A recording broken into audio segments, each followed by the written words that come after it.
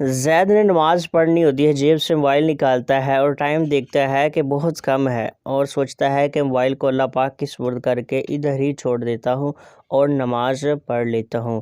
تو زید جو ہے وہ زمین کے اوپر گول دائرہ لگا دیتا ہے اور اس کے درمیان میں موبائل کو رکھ دیتا ہے اور موبائل کو اللہ پاک کی سپرد کر کے ادھر ہی چھوڑ دیتا ہے اور نماز پڑھنے کے لیے چلا جاتا ہے۔ زید نماز پڑھنے میں مصروف ہو جاتا ہے اور وہ نماز شروع کر دیتا ہے۔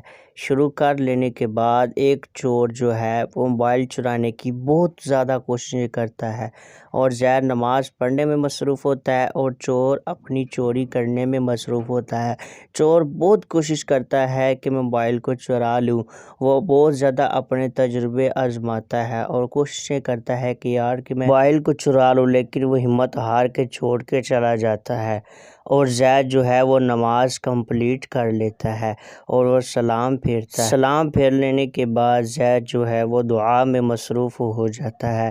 زید جو ہے وہ دعا شریف کرتا ہے۔